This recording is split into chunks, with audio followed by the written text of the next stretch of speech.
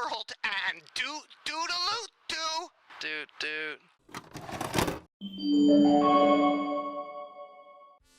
Hey everyone, it's me, Noah Neutron here, and I thought today I'd do something that's a little bit different from my usual content. Not exactly a tier list, but instead I will be listing just a collection of 60 of my favorite albums ever made, released, recorded, etc. And I'm just gonna start right here. I'm not gonna give a big diatribe on all these albums I picked because that's for me describing the album. But instead, I'll give you some of the rules first so we understand what we're getting into. First off, only 2 albums per artist. That way it doesn't get too repetitive. And I went for 2 albums per artist because there were some artists I could easily pick one for, but there's just the occasional artist where it's really hard to pick one for them, so instead I went for 2 instead of 1. So if you don't see an album from an artist you like on here, it's very likely that I do like a lot of their albums, but I just kinda tried to simplify it down to 1 or 2 of my absolute favorites. Another thing here is that I'm only really going to be covering albums, and not exactly any mixtapes, EPs, or anything other than that. You know, that way we don't get too complicated further down the line. The albums I've chosen to be on here are either here because I re-listen to them a lot, or they've affected me deeply, or they're important to me because they were played to me as a kid, or they were there for me at the right time and right place, or they just deeply affected my creative process. This is not a definitive list, by the way. I love a ton of music. This is more so a way for me to show anyone who watches my videos to understand my general taste in music. Because I'm kind of one of those people where if you ask me, oh, what's your favorite blank? I'm instead going to give you a list instead of just a general top 5, because it's kind of impossible for me to even do that to begin with. And obviously, this is not in any definitive order. So if you see the album that comes first, that isn't me going that this is the bottom or the top. This is just the way I structured it based on how popular I think an artist is or where to put which where. And with each album, I'm generally going to go over why I like it, why I picked it, maybe how much I like the artist, my favorite songs in the album, which I'll try to give a general list of my favorite songs in the album, about maybe 3 to 4 per album. We'll see where we go from there. But yeah, this is my top 60 albums. I hope you enjoy, and I hope you agree with a lot of my takes. If you don't, that's cool too. Comment down below. But let's get into the video, shall we? Hey, before we get any further, my analytics tell me that about 95% of my viewers aren't subscribed. Look, I don't really like when YouTubers do this either, but maybe think about subscribing if you like the video, and check out some of my other videos too.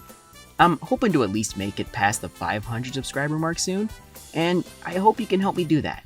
It genuinely helps and makes me happy because I don't really make money on these videos whatsoever. They're mostly just done as a passion project, but if I could make money on these videos and you'd help me get there, I'd really appreciate it.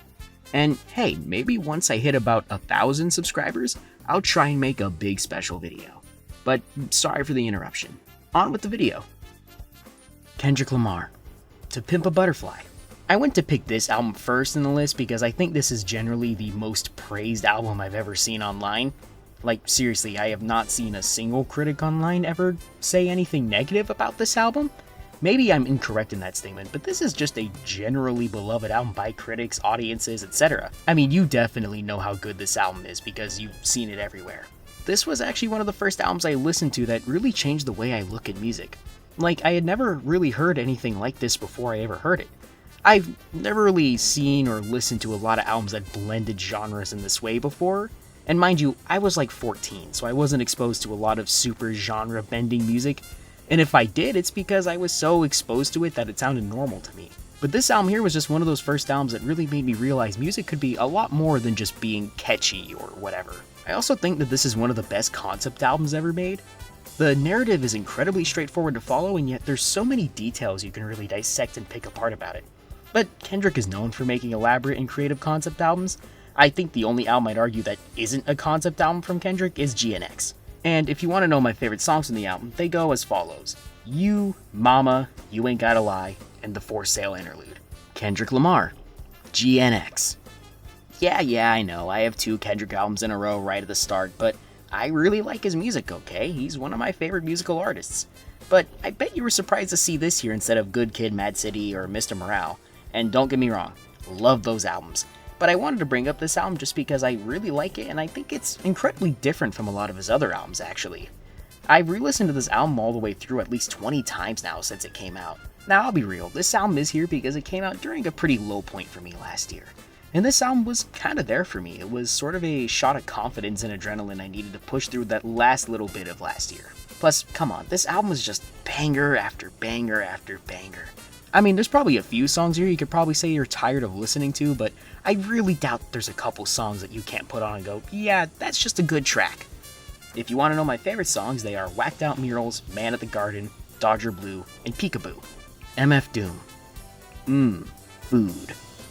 I've actually already made an entire video on my feelings on this album, but I'll just say here that it's a fun, witty, and very creative experimental album.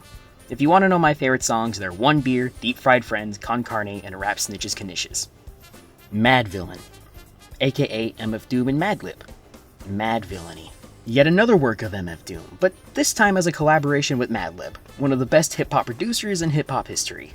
I feel like this album exists in a very similar spot in the world next to T-Pab, because if you've been online for long enough, then you'll know that this is just a generally beloved album by audiences. This album is still incredibly experimental even by today's standards. This album just flows so seamlessly between tracks, it's kinda hard to rate the songs separately from each other since they're meant to be heard in sequential order with each other. But many of them still sound incredible on their own. If you want to know my favorite songs, listen to Accordion, Raid, Sick Fit, Fancy Clown, and All Caps. Denzel Curry, Melt My Eyes, See Your Future. Extended version. I'm a huge fan of Denzel Curry, and I think this is his best album. Well, one of his two best albums. But specifically, if you're going to listen to any version of this album, please listen to the extended cut. The extended cut is really good to listen to because the latter half of the album has cold-blooded soul versions of songs, or rather, live rap songs with live instrumentation. And to be honest, this is a style of hip-hop that's seriously being slept on, especially nowadays. The Roots are also known to do albums of this style, and sadly I forgot to add them onto this list before editing the video. But believe me, the original songs are phenomenal, but the live versions can be even better. If you want to know my favorite songs, they're Troubles, The Smell of Death, Zatoichi, Melt Session No. 1, Cold-Blooded Soul version, Chrome Hearts Cold-Blooded Soul version, and X-Wing Cold-Blooded Soul version. Denzel Curry, Kenny Beats, Unlocked. If there is any album from the 2010s that I'd say is really carrying the torch of Mad Villainy, it's this album. Denzel is one of the best rappers of the 2010s, and Kenny Beats is one of the best producers from the era. And to be honest, they're already living legends in my book. Thus, what's the best idea for their collab than a crazy concept album? The songs are built on incredibly non-linear and jagged structures for beats, but in ways that pull you into this colorful, absurdist world of the album. There's insane samples all over the place, and Denzel is rapping in so many crazy flows and voices. And if you just want a quick album to listen to, well, this album's only like 8 songs long. So please, please, please, whatever you do, listen to this album. And please, Denzel Curry, Kenny Beats, if you ever somehow stumble upon this album, give us, for the love of God, Unlocked 2. My favorite songs of this album are Take It Back, V2, Pyro, Leak 2019, Diet, and So Incredible, Dot Package. Nas, Illmatic. I love a lot of boom bap style hip hop, and while there's a ton of great boom bap albums out there, there aren't many that can stand up to Illmatic. I mean, this is a foundational album in general. It set possibly thousands of precedents. It also helps that Nas genuinely has one of the best discographies in hip-hop, but this is his most popular album. And while I do love the King's Disease trilogy, Hip Hop is Dead, and It Was Written, I would definitely say I go back to Illmatic the most. Not because I think those albums are any worse, in fact I think those albums are equally good a lot of the time, but I think this one has a lot of my favorite songs from him. It's also crazy to think that Nas made this at like 20 years old. Like, this dude was out-rapping so many other people in the genre who are at least decades older than him. The dude was like an actual prodigy of his time. And also, this album just has one of my favorite songs ever written. I genuinely mean that. The World Is Yours is a banger and a half, but it's also got a great message to teach people. Seriously, if you've never heard this classic hip-hop song, go check it out. I think it'll brighten up your day a little bit. But anyways, if you want to know my favorite songs, The World Is Yours, Halftime, One Love, and It Ain't Hard to Tell. The Wu-Tang Clan, Enter the 36 Chambers. This is yet another great boom bap album that basically kickstarted the genre. And man, do I have to tell you about how great Wu-Tang even is? We all know how good they are. I don't even think there's been a collective that's been as good or as consistently good as the Wu-Tang. I guess maybe Odd Future gets close, but they didn't really stay together that long. The story behind this album is crazy because it's very likely we could live in a world where it didn't even make it to air. But I'm glad it did. If you want a crazy, wild, and bold album from the great boom bap genre, then this is a really good start. It also helps that a lot of the different rappers on here show you very different styles of boom bap rapping early on, as well as have all these sorts of different personalities and characters to themselves. I mean, when you hear a Ghostface Killah verse, you can tell it's his verse. When Method Man is rapping, you can really tell. Same thing with Inspectah Deck, who has his very unique style, and ODB is just a weird, out there person, but somehow works on all these beats? I don't know, it's kinda weird. And I'll be honest here too, I don't remember all the Wu-tang Clan members' names. There used to be this guy back in high school that would make me name every member of the Wu-Tang, and if you somehow find this video, thanks for asking me that every single day at the cafeteria. I know this isn't really related to the album, but seriously man, what were you trying to prove? Anyways, my favorite songs are The Mystery of Chess Boxing, Cream, Method Man, and Protect Your Neck. Outkast, Aquemini. I would heavily argue that this is one of the best albums ever made, at least in America. This is peak Outkast, and possibly even peak hip-hop? It just goes so crazy. I could possibly talk for hours about how damn good this album is. Look, this album has two of the best rappers to come out of the South ever, over some of the best Dirty South production you'll ever hear. It's grimy, it's soulful, it's loud, it's soft, it's everywhere and nowhere all at once. And if you don't believe me about how good this album is, trust me, you've heard probably half the songs of this album already and you didn't even know it. The only album I'd say that's like as popular and even as good as this one in their discography is probably Stankonia. But anyways, if you want my favorite songs from the album, listen to Return of the G, Rosa Parks, Aquemini, and The Art of Storytelling Parts 1 and 2. Tupac, Me Against the World. I grew up with a lot of 90s rap playing in my house, mostly because my mom is a big fan of a lot of the music from that era. Well, that and it was just a good decade for the genre. So I could say I'm pretty familiar with how great Tupac's entire discography is. But if I absolutely had to pick one Tupac album, it would be this one. It walks the line between his more street and angry sides with also his more thoughtful and poetic side. It's a great look into how he sees the world while still having so many bangers. Don't get me wrong though, I still think that he has a lot of classics. I mean, All Eyes on Me and Machiavelli is like some of the best hip-hop you'll ever hear in your whole life, but I feel like this one just sticks out a little bit for me for some of the songs on here. My favorite songs are on here, If I Die Tonight, Me Against the World, and Dear Mama. The Far Side, Lab Cabby, California. This may be one of the grooviest hip-hop albums ever made. I actually really like a lot of stuff from The Far Side, and this album is just a great album to listen to in the background, or vibe out to, or even just straight up listen to it, really try to break apart what it's getting at. I feel like The Far Side has a very similar appeal to A Tribe Called Quest, but tends to be a bit more lyrically inclined than Tribe. No disrespect to Tribe, trust me, you'll see one of their albums later on this list, and I adore that group too. But The Far Side tends to have a little bit more complex rhyming schemes and flows, etc. But don't get me wrong, I'm not trying to compare these two artists. Well, okay, I guess I did. But you get what I mean, right? Anyways, there's just so much here to vibe to and listen to. Hell, it's kinda hard for me not to let this album play from front to back whenever I turn it on. But if you want to know my favorite tracks, listen to Bullshit, Runnin', and Drop. Tyler, the Creator, Flower Boy. This album sits in a very similar spot to T-Pab for me. This is an album that helped me start my musical journey and explore my taste outside of stuff that was just being played by my mom or other adults in my life. And safe to say, I love this album. I hadn't really known about Tyler before I heard this album, but it had me hooked. Just the way Tyler crafted this warm yet reflective atmosphere in this album just connected to me when I was younger, and it still connects to me to this day.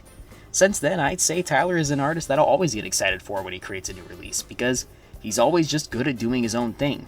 And I also love the concept of this album, sort of feeling like you're on this long, contemplative drive with him.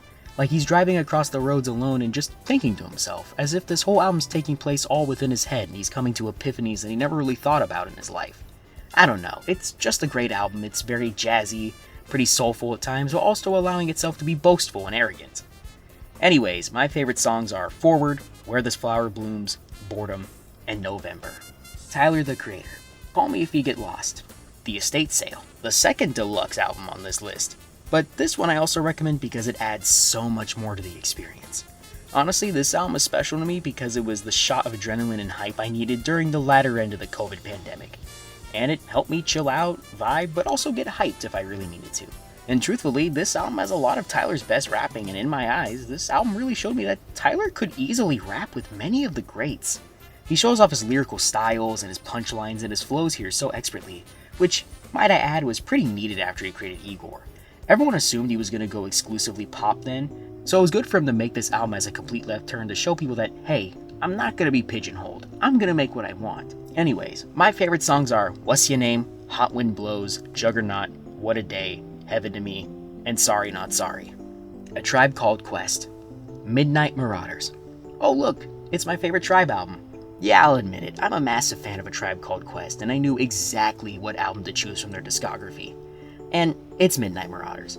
Look, The Low End Theory is a classic as well, and trust me, that album deserves all the praise it gets, in every single scenario.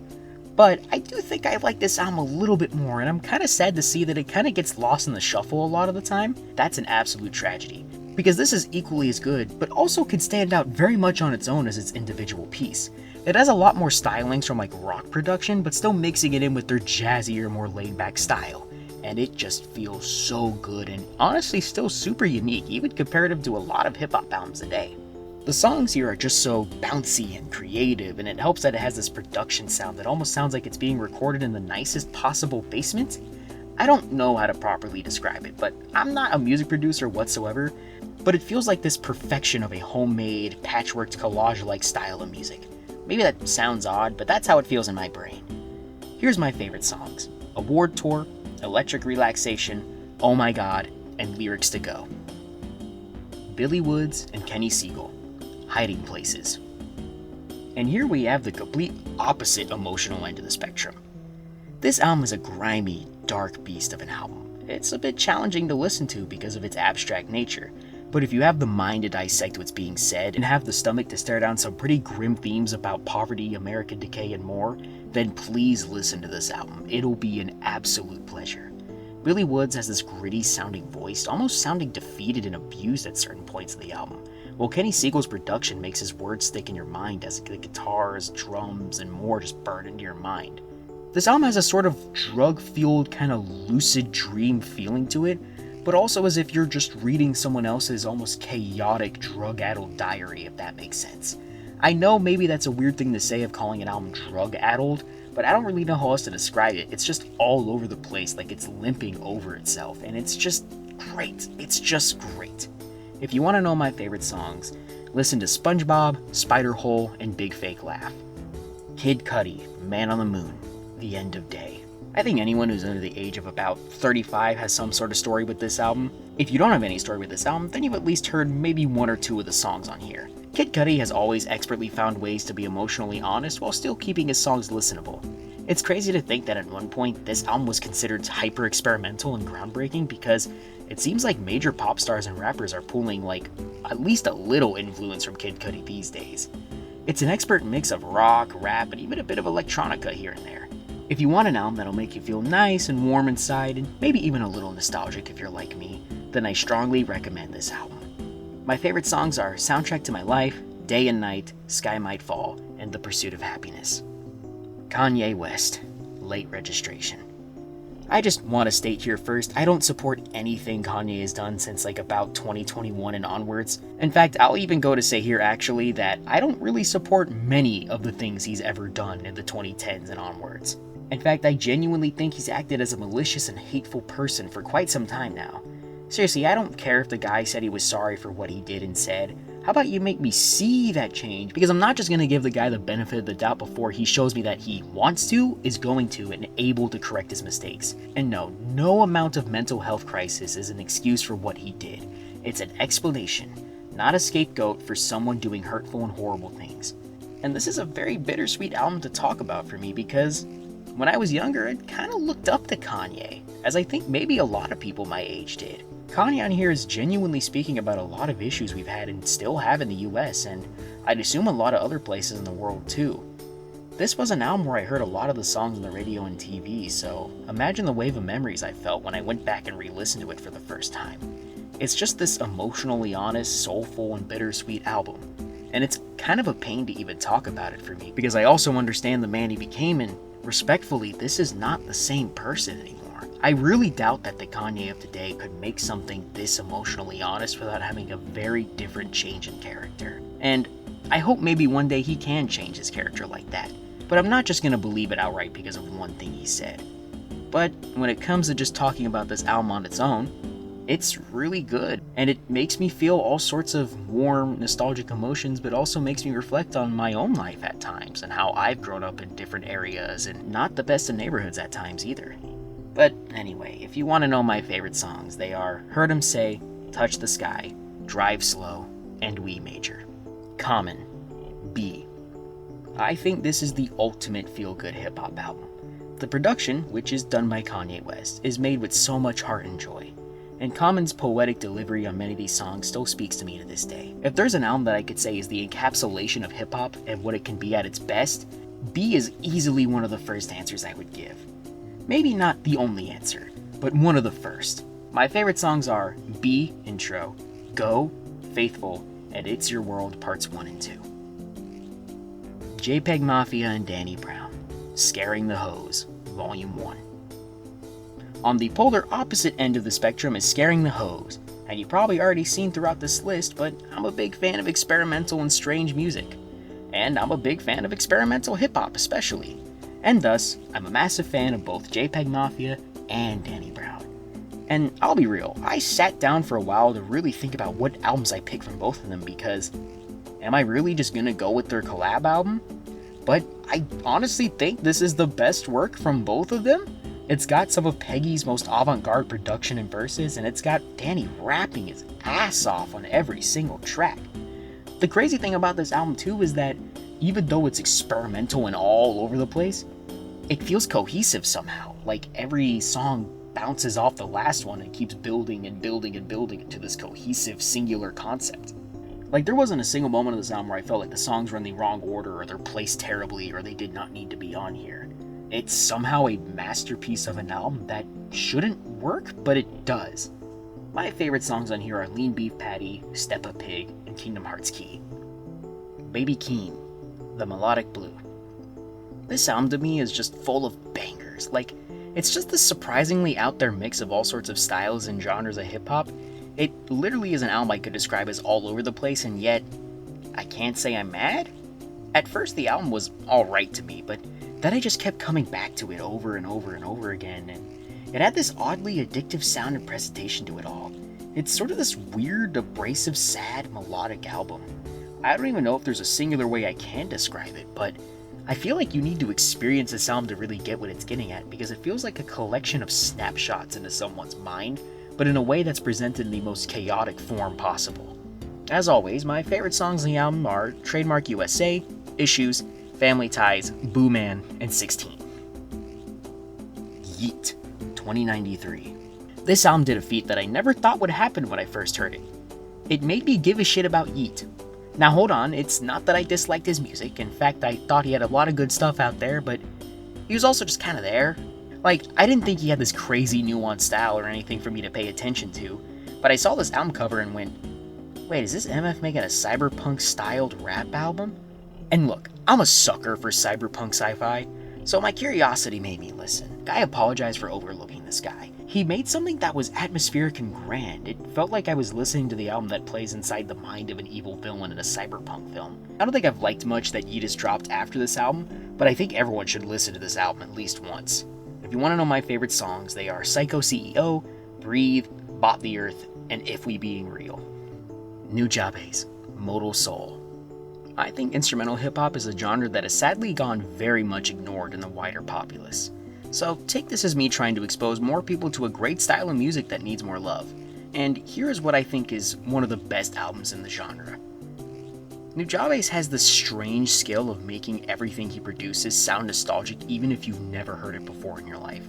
And that's sort of how I describe the feeling of this album. It feels like this warm, distant memory that you're slowly remembering as you listen to it. And honestly, that works for a lot of his other music too, but I think this might be his best work. It just combines together into this very sweet, jazzy, and warm feeling album.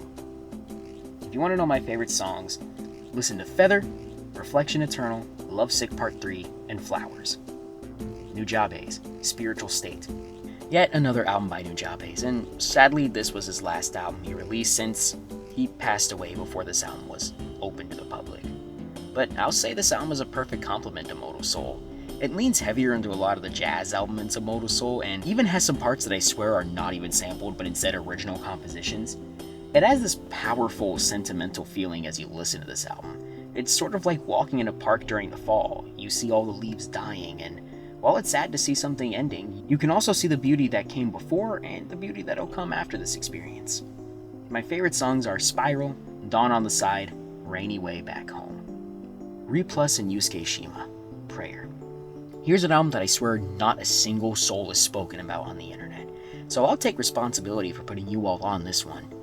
This album is very much in the same style or vein as Nujabes, but has its own flair and unique stylings to stand out as a triumph of an experience. The feeling of this album is like watching the beach waves crash against the sand while you're reminiscing about your past. It's this mix of warm feelings, cold thoughts, and life that somehow makes it feel homely. And I'll be honest, there's one song in here that brought tears to my eyes the first time I listened to it. It's a beautiful experience, and if you want to go listen to any album on here, please try this one, as this is the album that I think has the least amount of listeners that I know of on this album list. So go on, listen to it. And if you don't like it, sorry, but at least you listen to it, right? If you want my favorite songs, they're Glittering Sea, Kind of Gray, and Intersection at 3 a.m. Uyama Hiroto, Freedom of the Sun. Another instrumental hip-hop album, but here it's also a jazz album in a lot of ways. Some of the songs on here sound like their original compositions, while others on here are consisted of samples and even the occasional rapping. Hiroto was a common collaborator of Nujabes, which is why you'd probably hear a lot of his signature sound in here. And he's relying a lot more though on instrumentals and jazzier instrumentation in comparison to Nujabes. This album is what I describe as a very meditative experience, or at least the closest I'll ever get, because every time I've tried to meditate, I've never really seemed to accomplish it. Or maybe I did and I just never noticed. But anyways, this album is the perfect thing to play if you need to quell all those negative thoughts in your mind. My favorite songs are Relax Your Mind, Spectrum, Rainy, and Waiting For. A Love Supreme by John Coltrane. And here we transition to what is more traditional jazz.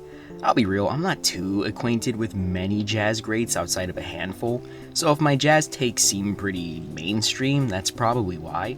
I actually bought it on vinyl a couple years back because I knew of all the great things people like to say about John Coltrane, and yeah, it's all true.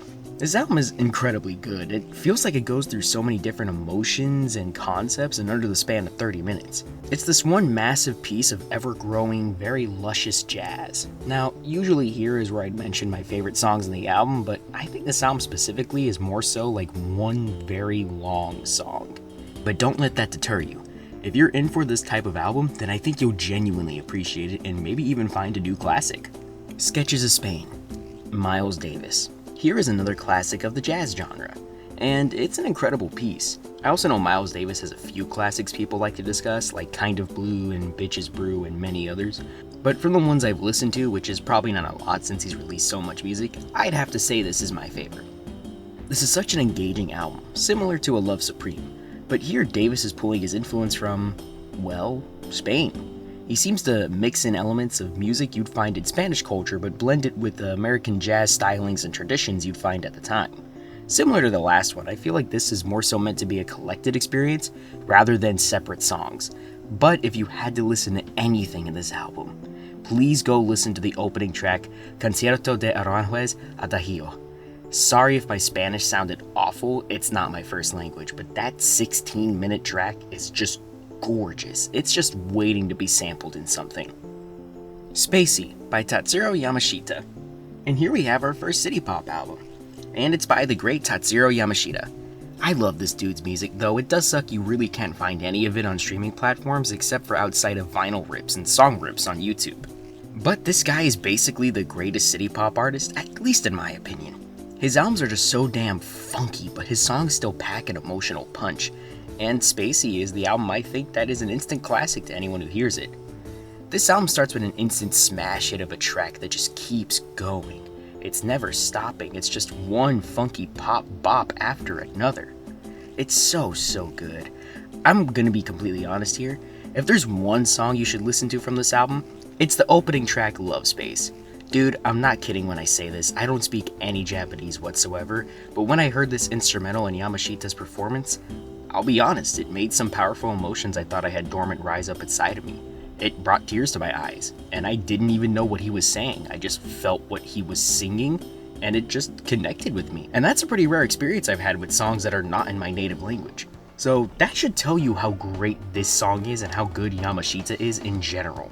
If you want to know my favorite songs, they are Love Space, On the Wings, Track 2, Dancer, The Words I Couldn't Say, For You, Tatsuro Yamashita.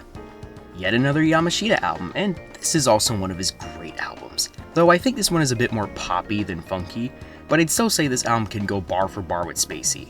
Plus, from what I know, this is his most popular album. I mean, I do see the album art get parodied a lot in other remixes and other albums in general, so maybe it's just a popular album art, but that makes me think that this might be his most popular album.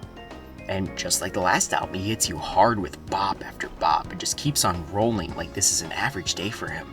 Seriously, this guy needs to be studied by American pop artists because this man is running circles around at least 40% of American pop artists. My favorite songs are Sparkle, Music Book, Morning Glory, and Love Talkin', Honey It's You. Hikaru Utada, First Love. Now onto some more traditional pop, but still some pop from Japan. It's Hikaru Utada, who is mostly known for their songs with the Kingdom Hearts franchise in the States. They've also had a massive pop career in Japan outside of it too. This was their debut album, and they clearly came out swinging. It's the classic style of pop you'd find from the late 90s and early 2000s, but it's just so catchy. Honestly, might be my favorite pop album from 1999, but I'd also have to look up again what albums came out from that year, but if you want some super catchy pop music, here's a great place to go. My favorite songs are Automatic, In My Room, and Another Chance. Masayoshi Takanaka, Brazilian Skies. Here we have a fun jazz fusion album. It mixes together elements of jazz, rock, and even elements of samba, bossa nova, and many other genres. This is yet another vibe album, where it's perfect to vibe to and slip into a calm state. Takanaka is also one of the most talented artists I've ever heard. Like, there's stuff he does on this guitar that I haven't heard anyone else do. Like, he must be a guitar god or something, because there's no way a mortal man can do any of this stuff just casually like he does. If you want some crazy guitar work and some jazzy songs, seriously, go here. And really, check out his other albums too, because he's great on all of them. My favorite songs are Brazilian Skies, The Star Wars Samba, and Disco B. Blue Swing, Transit. Another Japanese pop album, but this time it's super jazzy. I'm talking like hyper jazzy. Like, the funk and the vibes are gonna flow through you and clear out your soul of any negative gunk you might have had before listening to this album. Every song in here is just so good. It's so catchy, it's so nice, comforting. I feel like this is the logical extrapolation on what Yamashita was doing on his album Spacey, but taking it even further. And it's all perfect. You might have even heard some of their songs before, because it seems like they've worked with quite a few American and Western artists. But if you want to know my favorite songs of this album, listen to Like We're Lovers, Sunset, and Freak the Funk. Twerp, Return to Wherever. Back to the West with the band TWRP, aka Tupperware Remix Party, or just Twerp as I like to say, because it's easier. These guys are a rock, synth-pop, funk band. They have a very unique style. I'd say if Daft Punk was a bit more 80s with mixes of pop and rock, you'd get these guys. And man, if you want some bangers to dance to, then you gotta go to Twerp, because this is some of the best throwback music ever. It's clearly made in reference to an older era, but it never really feels outdated. It feels like they're taking a lot of the concepts and sounds from that time period and just making them bigger, grander, cooler, sleeker, with also a touch of humor here and there. I chose this particular album for them because I find this to be their slickest album. It's a clean 9 songs of just vibes, bops, and so much more. Plus, I like the radio elements of the skits and interludes a lot because they're very fun. If you want my favorite songs, they are Generous Dimensions, Cosmic Tides, and All Night Forever. Daft Punk, Discovery. Hey, speaking of Daft Punk, here they are, and with their most beloved album no less. Look, this is probably the pinnacle of house music in many people's eyes, and do I even have to tell you how good this album is? It's loved by pretty much everyone who's heard it. If you think you haven't heard any song of this album, I'd genuinely be surprised, because you've definitely heard at least one song on here. I'm being 100% real when I say that. These songs are basically cultural landmarks for the greater electronic music landscape. If you somehow haven't heard anything from this album, what are you doing? Go listen to it.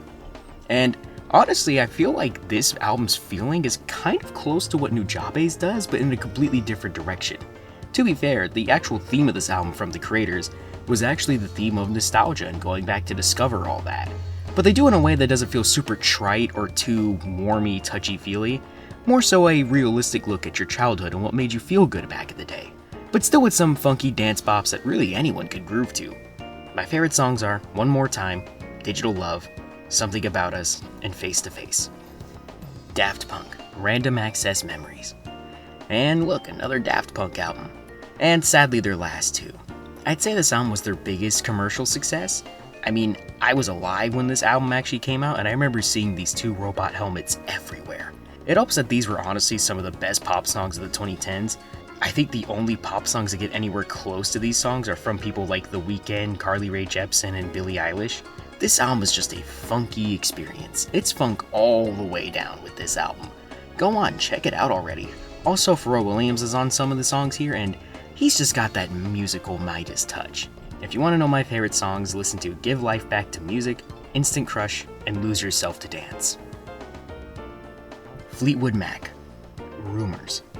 And this is where we start getting to the rock, classic rock, and rock adjacent genres part of the video. Starting with one of my favorite rock albums from one of my favorite bands. This album is simply iconic. It's pretty much been heard by everyone.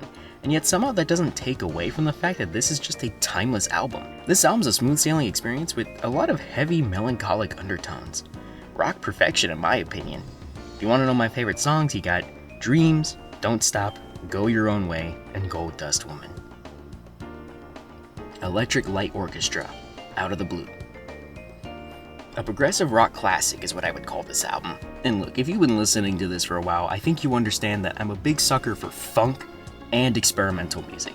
But there's also a third thing I'm a sucker for, which is combining orchestral or symphonic elements into other genres. You're probably going to notice that in a lot of my favorite albums going further into this video, and you might have even seen it in earlier albums in this video now that I think about it. But anyways, I think this is one of the best examples of just combining those two elements together. It comes in hard with Turn to Stone, and it's unapologetic throughout the album. If you want some great orchestral 70s rock, then this is the album for you. My favorite songs are Turn to Stone, Starlight, and Mr. Blue Sky. Blue Oyster Cult, Cultosaurus erectus. Yes, another one of my weird experimental favorites. And I really can't name many bands more experimental than the Blue Oyster Cult. Now, I know there's a lot of discussion around which of their albums is the best, and trust me, there's so many you could call your favorite and I wouldn't look at you sideways. But this one's my favorite.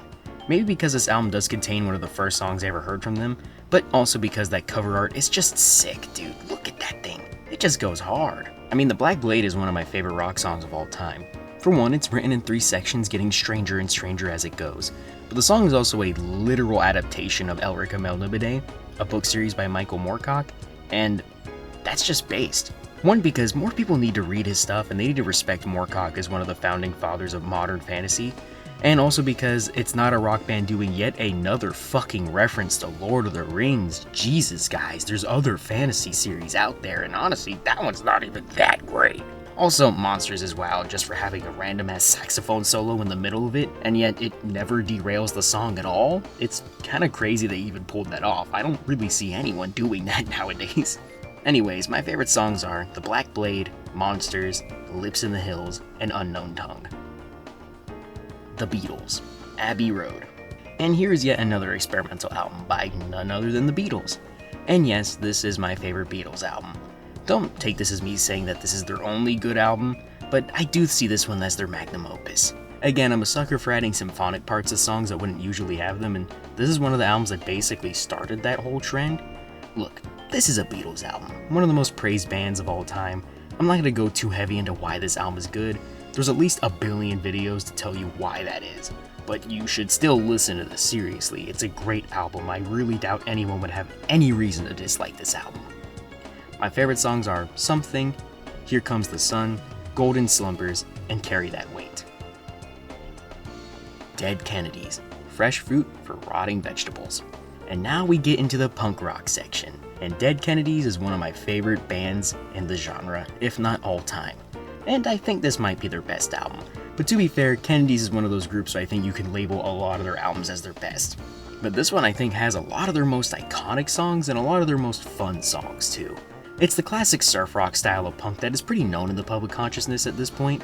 If you want to get into some classic punk, then I heavily recommend this album. Not because it's heavily disturbing or a depressing album like some people think punk is, but because it's actually just a great satire and it's pretty damn funny. It knows when to make fun of itself and also when to make fun of other punks as well. If you want to know my favorite songs, Forward to Death, I Kill Children, and Holiday in Cambodia. Sonic Youth, Daydream Nation. And here we have another punk classic, though this is far more experimental compared to the album in front of it. This is an album that I like to show people that think punk is all about being loud, abrasive, and provocative. And while those things can be true about punk, and usually are, punk is mainly a lifestyle, a state of mind, a philosophy. And this album is a good showing of it. This album can be one of the most relaxing things you've ever listened to one moment, while also being the loudest, most obstructive thing you've ever heard. Almost like watching a Jackson Pollock piece being made in real time. I'll also add here, while I do love this album and the band's other music, I ain't gonna lie, I think they were major assholes for how they treated Nardwuar back in the day. And if you don't know who Nardwuar is, that's fine. But let me just say, being a jerk to Nardwuar, that's a major no-no for me, and I'd assume for a lot of people too. But let's not distract that from the actual quality of the music here, because it's really good. You should really check it out, especially if you're wanting to try something that's a little bit outside your comfort zone. My favorite songs are Teenage Riot, Silver Rocket, Providence, and Kissability. Rage Against the Machine, self-titled. This one was really difficult for me since Rage has one of the best discographies of any band in my opinion. That, and I grew up with them a lot because they were one of my mom and dad's favorite bands. I can't really name any album from them that I thought was lackluster or at least not engaging. So I went with the one that I think had the most oomph and rage, you know? And to me, that's their self-titled debut. Even that controversial album cover is really just showing you the awful things that were happening in the world around that time. Which they've gone back and said maybe they shouldn't have done that, which, yeah, that's fair, but I also think you were trying to be provocative, and I don't think there's inherently wrong with that, as long as you're establishing there's no ill will intended. And this is an album that's riddled with scathing commentary and social awareness. But it also helps that this album is one that you can bop to, mosh to, and just really ride around to. It's a great damn album. My favorite songs are Killing in the Name, Bullet in the Head, and Know Your Enemy. The Evaporators, Ripple Rock. Oh, and look, here's Nardwuar now. Or rather, the band that Nardwuar is a part of. Yeah, I bet there's a lot of people that didn't know that Nardwuar was in a band. But this is in fact his band, The Evaporators. And I love this weird, funny, oddball style of punk they do. In my opinion, this band represents one of the core tenets of punk, which I think is commonly forgotten by people, and that is being unapologetically yourself. And this band runs with that. This album is full of commentary while packaging it into a really fun and humorous form. I mean, if you read the song titles alone on this album, you'd be curious about what just the hell they're talking about on each of these. My favorite songs are Addicted to Cheese, I Feel Like a Fat Frustrated Fuck, I've Got Icicles on My Tentacles, and I Quit School. Green Day, Dookie. And here we got a good taste of pop punk, which is a form of punk that is a bit more mainstream with a bit more pop sensibilities. And look, I know a lot of people like to call them sellouts for this, and I do think eventually they went full sellout, but early on in their career, I don't think this was a full sellout album. More so a way of trying to spread punk into a wider audience, which I don't think is inherently bad, and I think they handled it better than other groups definitely would have. But I'm also not going to act like Green Day didn't eventually become sellouts. But let's not call them sellouts here.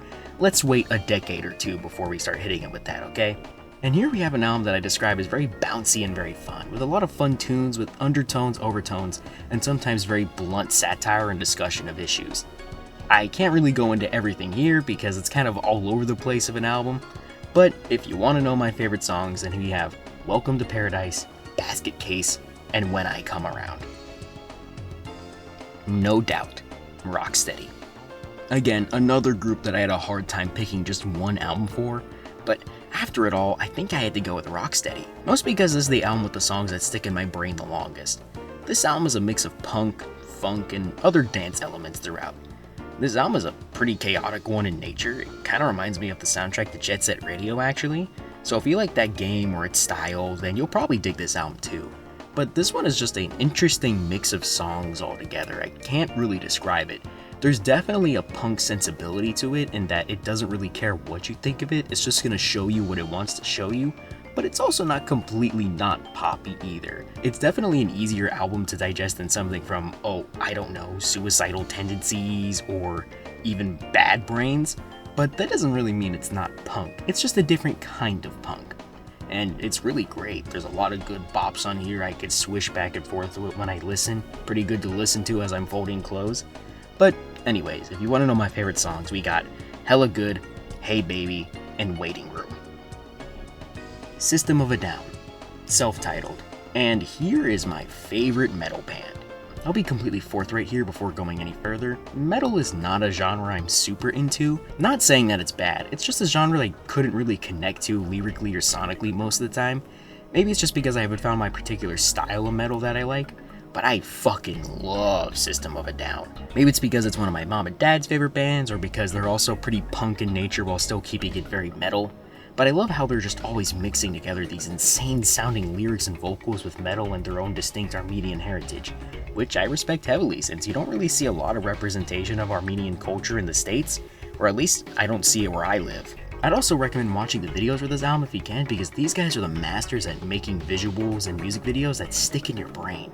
And I just love this album too because it's just an explosion onto the scene. Like, they really don't care what you think. They're gonna do their strange, weird crap, and they're just gonna do it. They don't care if you think they're weird or not. The only group I think that's really carrying the torch from them is really Black Midi, which...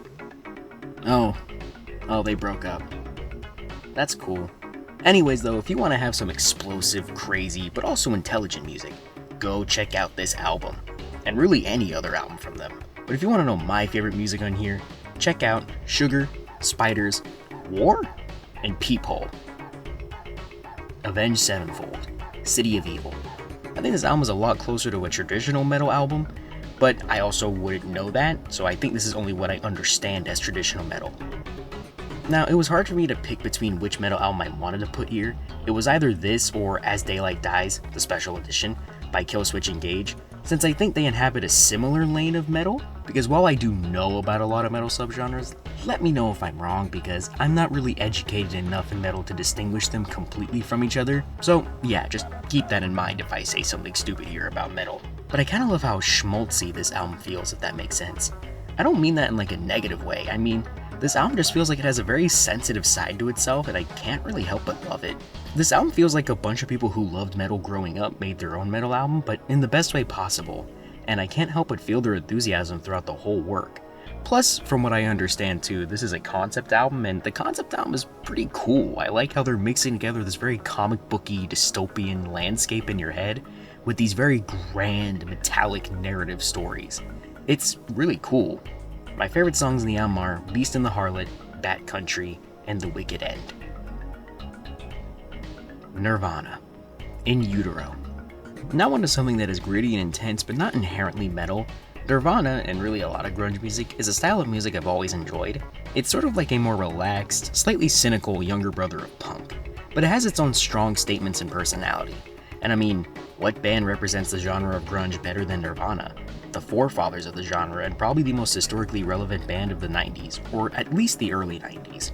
I'll be real, it was hard to pick between this album and Nevermind, but I went with In Utero because I feel like it hits way harder than the last one. This album feels like you're staring into someone's dark underbelly, one that they've tried to sand down the edges of, but you could tell it's still there. And I think that element of it is what makes this a damn good album. This album knows exactly when to pull back, but also when to get in your face and yell. It's a great album, but saying Nirvana and good album in the same sentence is like saying the sky is blue. You all know that's just a true statement. Anyways, my favorite songs are Heart-Shaped Box, Rape Me, Dumb, and All Apologies. Blink-182, Enema of the State. And this is the album that pretty much made pop punk the dominant genre through the early 2000s. I feel like this style of pop punk might just be nostalgic for me, so I put it here because it just drags me back to when I was very young. I mean, Blink-182 was pretty much the band that was everywhere at the time. Half the bands of the planet were mimicking their sound and their naming scheme, but this album shows why they did this because this album is just really good. If I was physically able to skate, I'd assume this album is what the sensation of freedom feels like when you're skating. It's the sense of fun teenage rebellion you see a lot from late 90s and early 2000s films and stories and so on, but with a lot of the nihilism yanked out of it. And while this album is still poking fun of a lot of things at the world and being very critical of a lot of stupid things people do, it's just fun. It really feels like they know when to be emotional, but also when to just joke around and goof off.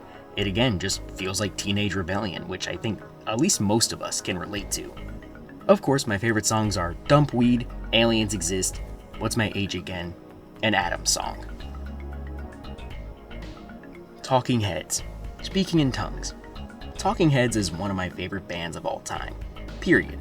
I've always loved their very non-conforming styles as well as their willingness just to be weird. Especially the lead singer, David Bryan. He just seems like this guy that's not afraid of representing himself as who he is, and he's willing to try anything and everything. He reminds me of David Lynch in some ways, but with a lot cheerier outlook that shows through a lot of his works. I'm not saying Lynch wasn't a happy guy, but his art tends to tackle darker ideas and concepts. Anyways, this is yet another discography where I did have to think a lot before making my choice of what to put here. Buried in Light tends to be their most publicly praised album, but I decided to go my personal favorite. Mostly because I think this is Talking Heads at their most groovy and experimental. If you want some fun, poppy 80s music, then I'd recommend this album. My favorite songs are Burning Down the House, I Get Wild, Wild Gravity, and This Is the Place, Naive Melody. Toto 4. Look, I'll be real with you, this is here exclusively because I just have a soft spot in my heart for very cheesy 80s rock, but I don't love all of it. I'm not the biggest fan of hair metal and all that, but man, I love the very jazzy rock stylings that happened a lot in the 80s. Apparently, Toto fits into a genre called yacht rock, which is a term I've heard before but don't really know where it comes from, but I think it does fit the sound that Toto is going for, absolutely. This album just walks right in with the funky jam that is Rosanna and just keeps on strolling. If this album was personified as any type of person, it'd be that one guy you know that can rock an all-white suit with golden sunglasses, you get what I mean? It's an absolutely tacky and out-of-date look, but there's something about his personality and his style that just makes it work, you know? Anyways, my favorite songs are Rosanna, It's a Feeling, and Africa. David Bowie. The Rise and Fall of Ziggy Stardust, and the Spiders from Mars. David Bowie is seriously one of the best musical artists to ever live. This might have been the discography I struggled the most to pick at least an album or two from, because all of his albums are so different and so unique, yet also all fit him as a person so well.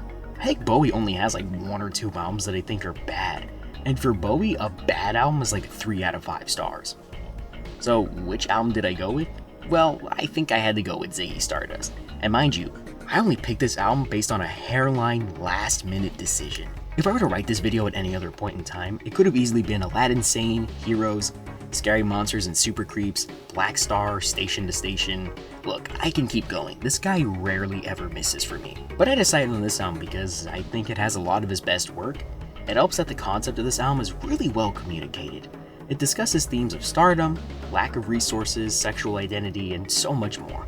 And yet it never feels like it's too much to handle. It knows how to approach the concepts and themes it's trying to tell you without absolutely making you depressed or just smashing it over the head. Anyways, my favorite songs are Moonage Daydream, Starman, Ziggy Stardust, and Rock and Roll Suicide. Weezer, the Blue Album. I have a confession to make. I like Weezer. Now, I don't love everything about their discography, and I really don't like some of their albums. But the albums I do like, I really like. I just love Weezer because they have this very sentimental style of music writing, and while I don't think it always works, when it hits, it really hits. And I think the Blue Album is probably their best work. It's this nice middle ground of loud, garage-like rock with some catchy hooks and honest lyrics. I mean, maybe it's because I was a stereotypical nerdy type of kid, but I related a lot to In the Garage, and I feel like if anyone else made this song, it would just be super cringy. But they accomplished this bittersweet feeling of that kind of childhood perfectly. And I think, honestly, this might be the ultimate Weezer song. But don't get it twisted, this album is a collection of back-to-back catchy songs and so much more. My favorite songs are Buddy Holly, Undone the Sweater Song, Say It Ain't So, and In the Garage. Weezer, OK Human. Remember when I said I'm an absolute sucker for adding symphonic elements into songs that wouldn't usually have them? Yeah, this album gets that idea perfectly. And I genuinely wish that Weezer would make another album like this, because from what I've heard, they have not done that whatsoever. I love this album just because it has this grand feeling, yet also feels like this grounded personal story. It feels like if you had John Williams write the music for an indie movie, yet it somehow works in this album's favor. It tackles a lot of different feelings and concepts in pretty good ways, like growing old, feeling out of place, and watching your children grow up. It feels like what a lot of those pretentious books they made you read in school wanted to be, that being a grand look into someone's intimate thoughts.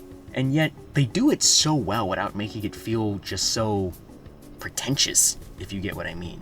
It's a great time if you're down for it. My favorite songs are All My Favorite Songs, Alu Gobi, Dead Roses, and the La Brea Tar Pits. Thundercat, It Is What It Is. This album sits in a very unique place in my mind. It was the first album I listened from Thundercat, and because of that I really had to get used to his unique style. Luckily, I clicked with it pretty much instantly. This album feels like this spacey, meditative, but also at times humorous look at life itself, and how controllable and chaotic it can be. But I never really felt like the experience brought me down. It knows when to feel melancholic, but also knows when to celebrate itself. And from what I understand, this album is an exploration of Thundercat's grief after losing a close friend of his, the legendary Mac Miller. Which, looking at this list, it's a damn shame I didn't put one of his albums here, but let it be known I love Mac Miller's music. Anyways, I could feel that grief and love for another person throughout this album, and it genuinely touched my heart when I first heard it. My favorite songs are Black Qualls, Houseway, Dragon Ball Durag, and Fair Chance. Marvin Gaye, What's Going On. Here we have a classic soul album, and to be honest, if I didn't limit the number of albums on this list, you could be sure there'd be a ton of Marvin Gaye and Bill Withers on this list, but for now, I've just chosen to speak about What's Going On. I mean, it's soul perfection.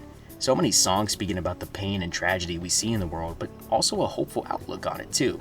This album is honestly one you should listen to now if you're feeling worn out about what's going on in the world. Seriously, it really would help to have at least someone who's telling you, hey, these problems have been universal to some extent for a long time. Nothing new is under the sun when it comes to these particular issues. And it really is heartwarming to hear that sometimes. My favorite songs are What's Going On, Save the Children, and Inner City Blues Makes Me Wanna Holler. Gorillaz, Plastic Beach.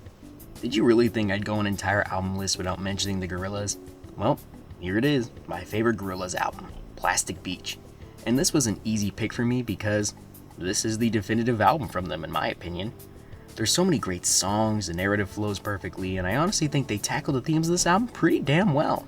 I'd say more, but there's more than certain that there's already thousands of videos on the internet that praise this album to near death, but it definitely deserves all that praise. My favorite songs are Rhinestone Eyes, Super Fast Jellyfish, Empire Ants, and On Melancholy Hill. Michael Jackson, Off the Wall. Yup, you saw that right. This is my favorite Michael Jackson album. I bet you were thinking I'd say something like Thriller or Bad or even Dangerous. And don't get me wrong, all those albums, great, and I love them for completely different reasons. But Off the Wall is my favorite Michael Jackson album. I mean, all four of these albums are basically blueprints for pop music as a whole, even for today, but there's just something about Off the Wall that is just so infectious, you know?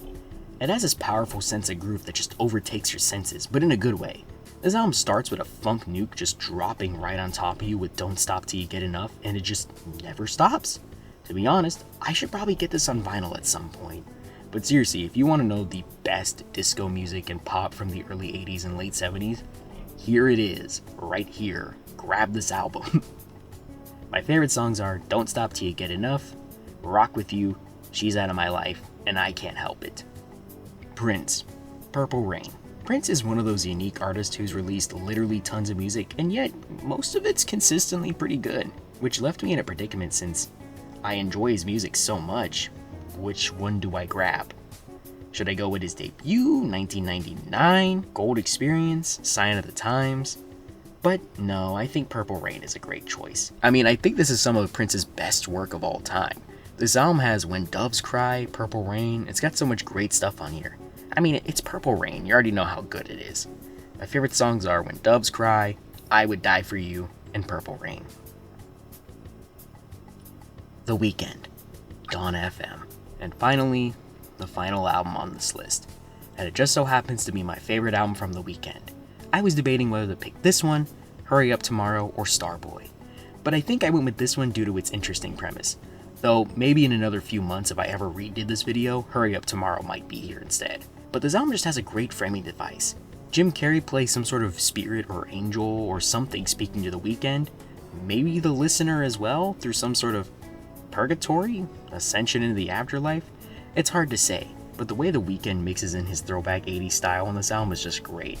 It's an absolutely dancey 80s pop album, but also experiments with non-traditional narrative structures and even vocal styles you don't see too commonly.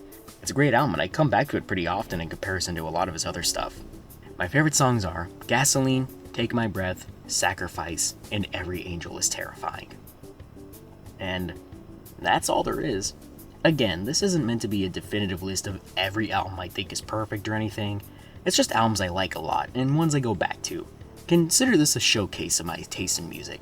And again, this is not literally every album I like, so if you didn't see an album you liked on here, I probably like it too, I just haven't put it on here, or I forgot to put it on here. Anyways, with all that being said, did you like my picks? Did you not? Was there something I missed? Well, if you think so, then please comment down below. And with all that being said, I'll see you next time.